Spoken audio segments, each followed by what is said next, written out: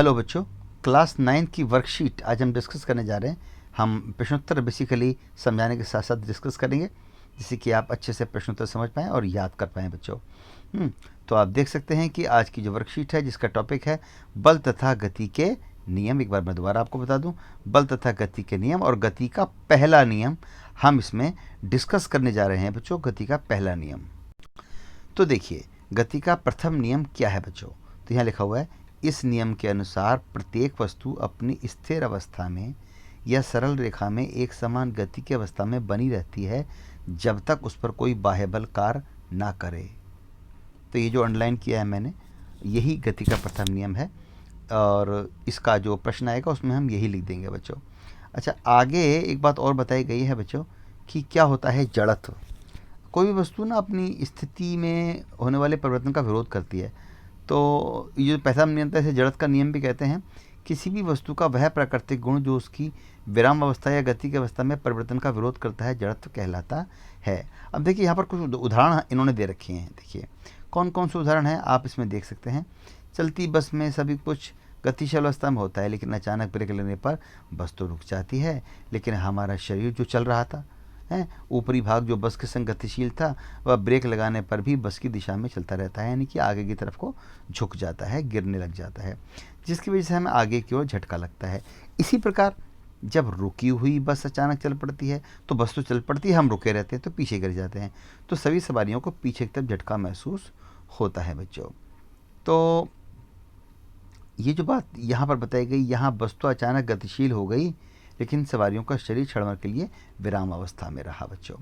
ठीक है, तो अब यहाँ पर कुछ और बातें यहाँ बताई गई हैं, जैसे क्या होता है जड़त्व, अभी बताया था, ये वही दोबारा बताया गया। प्रत्येक वस्तु अपनी गति की अवस्था में होने वाले परिवर्तन का विरोध करती है, वह अपनी मूल अवस्था में बने रहना चाहती है।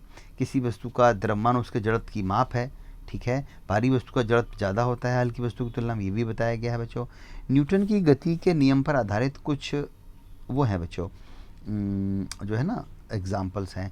जैसे पेड़ की शाखा को तीव्रता से हिलाने पर पत्तियां झड़ जाती हैं, क्योंकि पत्तियां रेस्ट पर होती हैं, विराम अवस्था में होती है, हिलाने पर वो टूट जाती है, वो नीचे गिर जाती है। गाड़ी की अवस्था में परिवर्तन से सवारियों को आगे या पीछे गिरने का झटका लगता है। गाड़ी रुके से चल पड़ती है तो पीछे गिर जाते हैं, चलते से रुक जाती तो आगे गिर जाते हैं बच्चों। कालीन चादर को डंडे से पीटने पर धूल गिर अलग हो जाती है, क्योंकि पीटते हैं तो कारपेट मोशन में आ जाता है और धूल रेस्ट पे रहती है तो वो अलग होकर गिर जाती है। देखिए यहाँ पर भी बता रखा है, एक बंदा साइकिल से जा रहा था, अचानक पत्थर आया, साइकिल तो रुक गई, पत्थर से बल लगने के बाद बंदा आके गिर गया। ऐसे ही कुछ और भी एग्जाम्पल कैरम बोर्ड की कॉइन का भी दिखाया गया। प्लेट में कप रखने के लिए उसे खांचा बनाया जाता है बच्चों, जिससे कि वो गिरे ना। अच्छा, और मिस्त्री का हथौड़े को उल्टा ठोकना, है ना, ऐसे नीचे को ठोकता है ना तो जो लोहे की उसका आगे हथौड़ी है ना वो नीचे को धंस जाती है बच्चों। तो अब यहाँ पे देखिए प्रश्न है, पहला प्रश्न क्या है यहाँ पे देख सकते हैं आप। पहला प्रश्न क्या है बच्चों, जड़त्व की परिभाषा देखिए। तो जड़त्व की परिभाषा यहाँ दे रखी है, ये जो ब्लू कलर से लाइन है ना बच्चों, यही जड़त्व की परिभाषा आप लिख देंगे। जड़त्व ये देखिए यहाँ से, किसी भी वस्तु का वह प्राकृतिक गुण जो उसकी विराम या गति की अवस्था में परिवर्तन का विरोध करता है वह जड़त्व कहलाता है।